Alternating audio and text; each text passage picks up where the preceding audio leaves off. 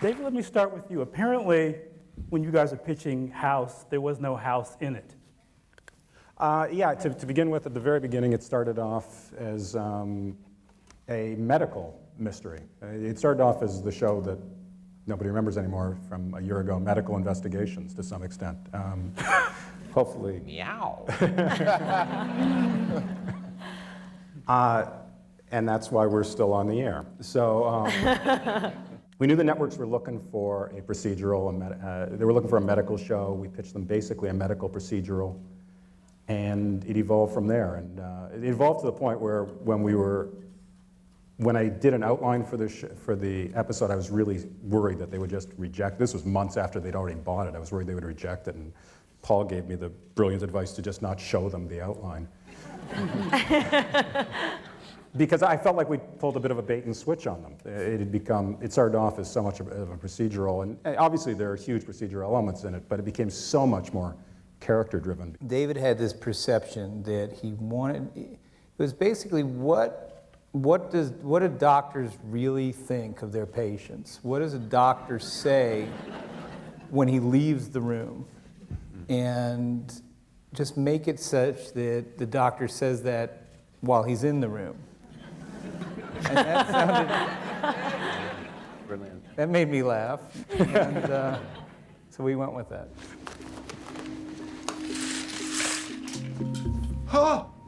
It's not naturally a part of medical shows. Well, This is it's a real breakthrough. but in medicine, if you really think about it, the dealing with the trauma of dying people and sick people day in, day out, a brand of humor, I think it's among police officers, I think it's among rescue workers, firemen, the only way to deal with it is with that kind of humor. But the answer to your question is yes, it's a major breakthrough.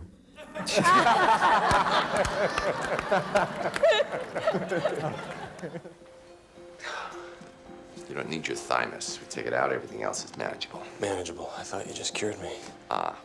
This is just diagnostic. Tensilon erases the symptoms of NG for 5 or 6 minutes.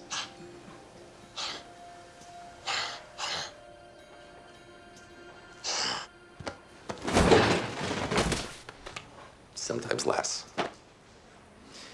This is exactly why I created nurses. Clean up on aisle 3.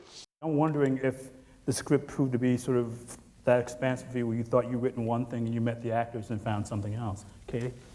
Well, it's really interesting how a pilot comes together. I mean, under the best of all circumstances, we would have cast the role of House first, but because everybody is casting pilots all at the same time, it just doesn't work that way. I should point out also that it was a bait and switch because it wasn't called House at the time. It was untitled. So I think you really did sort of... Had the title been House, it would have tipped them off. I think it might have given them a clue. But in fact, since everybody's casting their pilot all at the same time, it's not as sort of an organized process as you would like. So we saw characters for every single role. I think Robert was the first one that was cast, and then Jennifer. And it was an easy casting process. I mean, everything came into place. And in TV, the other thing that's sort of interesting to me as opposed to movies is that you're meant to bring in several people for the role in TV, for the network. They come in and they read for the network, which is sort of unusual because, as you say, you sort of envision one character.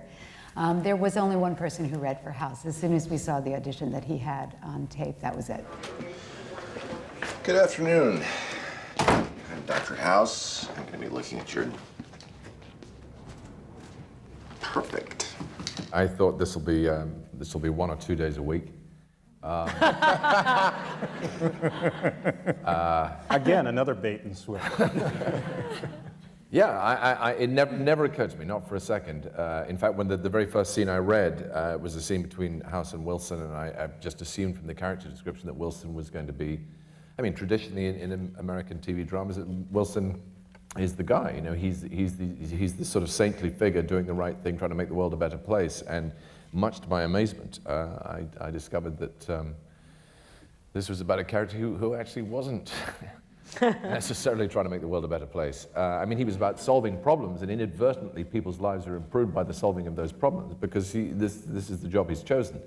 But he'd have been, if he'd chosen to be an arms dealer, it would have been a very, very different outcome. Because he'd do that very well too.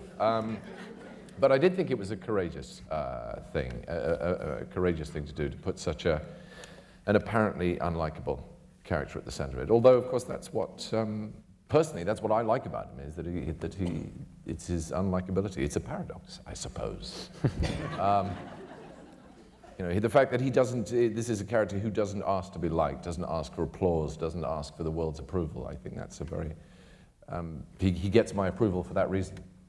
Dr. House is a firm believer in good old-fashioned hard work.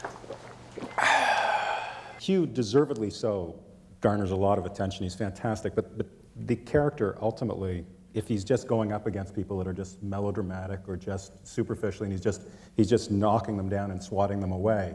And it would be easy for that to happen with a character that's this outrageous and this smart all at once. It'd be really easy to just have, you know, the head of the hospital just go, you know, Hogan, basically. And it would be real easy to do that.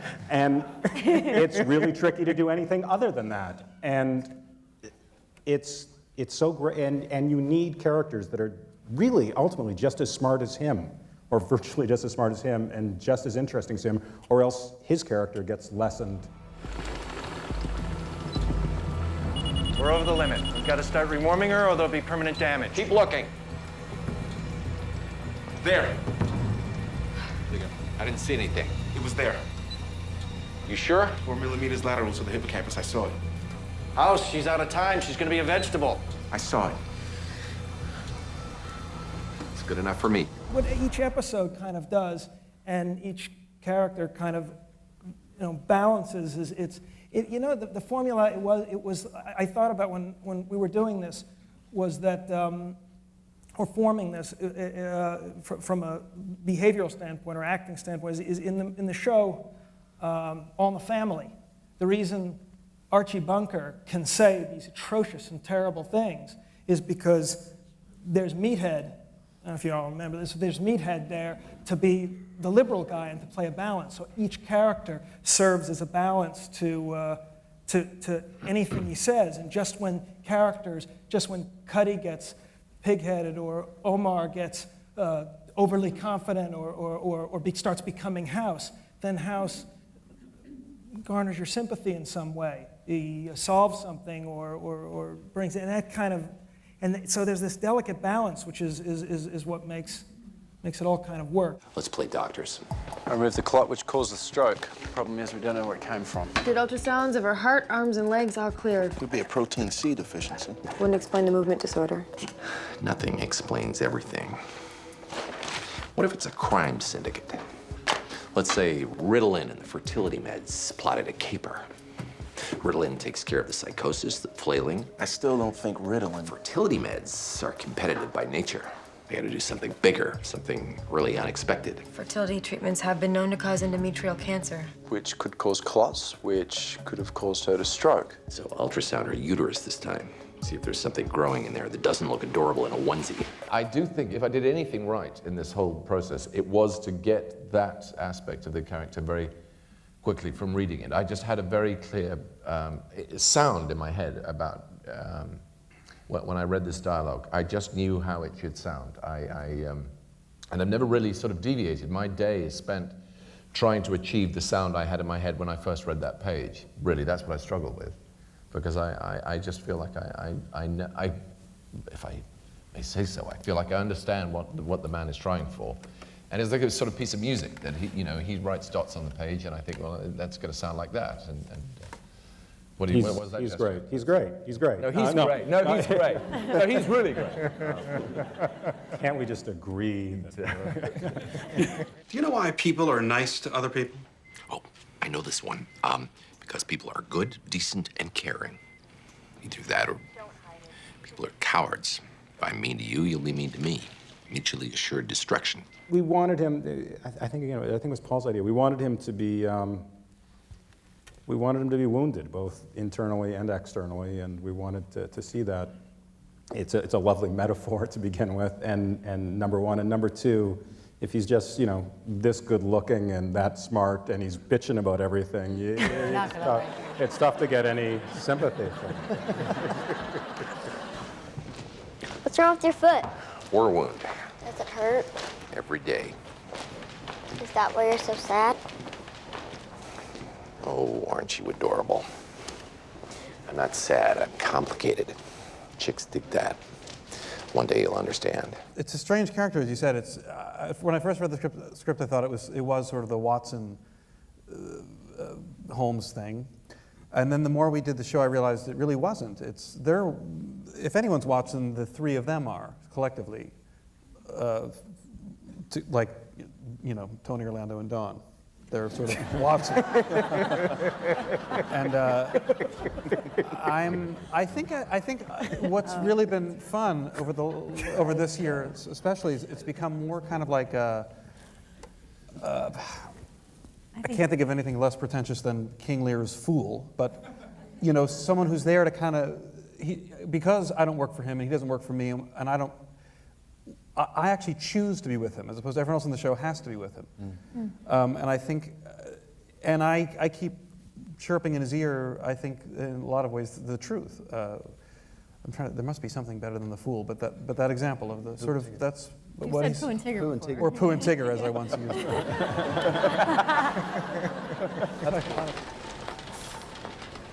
How awkward was that?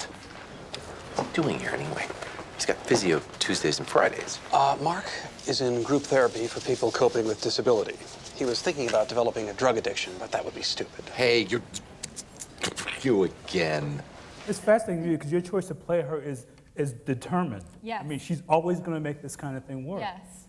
Yeah, well, there's certain things she believes in. I mean, there's certain things that she stands on that she will not let down about, you know, and that is the foundation. That is her almost religion, in a sense, her ethics and her morals and her values and the things that she's decided are her identity for her at this point in her life, you know, so there is no breaking her on that stuff. And that's why I think season 2 has been kind of interesting, because in season 2 you start to see her step out of the box a little bit. You start to see House's influence on her, where she is a little bit manipulative when she leaves the pills in the patient's room to see if she takes them to prove her point. You know, there's subtle things, but things that she wouldn't have done in the pilot episode. All the characters are doing that. You know, so it's kind of interesting to see that she does have these certain ethics and standards that she's standing on, and she you know, has the vulnerabilities and sort of her heart on her sleeve in a way, but in that world, in that structure that she set up for herself, she's starting to like put her toe in the water here and maybe put her foot in the water there, and you start to see how that starts to have a domino effect on someone's identity. If a Munchausen's patient thinks she's about to get busted, she sees pills labeled dangerous, might cause seizures, she might grab a couple. And if that label were accidentally on a bottle of antibiotics, and if that bottle were accidentally left in her room. You set her up? Might have. It's Munchausen's. All this she did to herself. We decided that for Chase we were going to have a guy who was running away from something.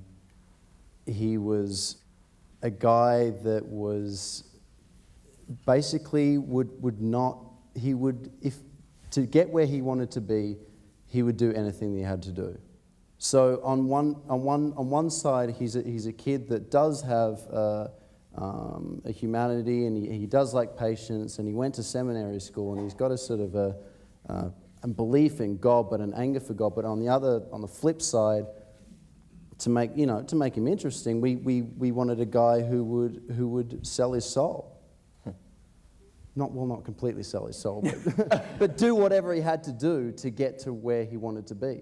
People really get to relate to not only our characters, but the characters that are the patients in the show. Yeah. You know, you really get to feel people's lives. We get some interesting characters in there. You know, we get some interesting stuff in the clinic.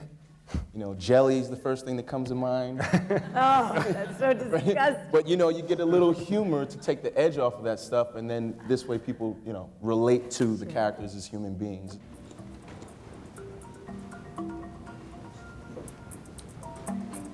Okay, we have a neurological problem here. There's something wrong with my brain? Oh yeah. It's a sort of a subtle difference in the sense I don't think the characters change that much, but stuff is revealed about them, and you learn more about them. And in that sense, they may appear to change. And there's going to be some change. There's going to be some growth, but it's got to be really subtle. It's more about learning more about them, and at the same time, revealing other mysteries. That really is the challenge, is for everything you reveal to raise questions at the same time. Is that a part for you, Katie, just sort of keeping that sort of core of the I character think it's central? important that they have a lot of sex next season. That's all. We would love to know where the show is going. I think David would love to know where the show is going.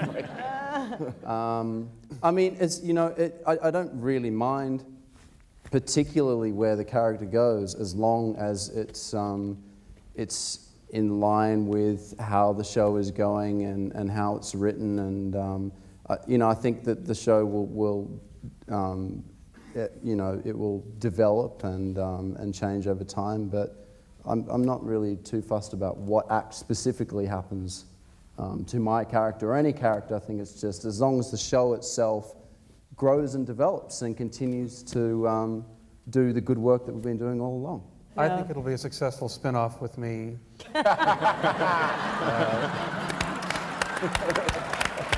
It'll be me and Julie Christie. It'll be called Wilson and Mrs. Miller. And I'm very excited about it. I have no idea. I don't know. As long as, I don't know. Foreman's thing is to not become House. So. Well, he sort of got to be House for a little bit when he was. Yeah, so we'll, I don't know. You know, kids and a wife or something. I don't know. You should birth a bunch of babies, and one will be nearsighted, and one will be blonde, and one will be black, and one will have a Yeah, lip. one should be black. And everybody will be so confused. What's she been up to? What goes on in that office?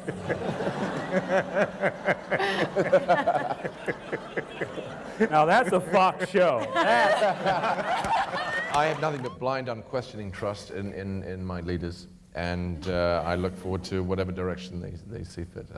It's apart from anything else, I actually think that my theory about television is that by and large, characters are, the central regular characters actually don't change, don't go anywhere. That's sort of what defines television as opposed to film. There's a difference between television. Peripheral characters change, they fall in love and die and whatever.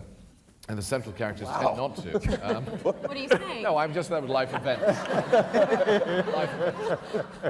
And in films, it tends to be the other way around. But so I'm actually, in that sense, content for House to sort of remain. I mean, things can be revealed and slight variations upon a theme, but it is about remaining the same in a sense, much like people do.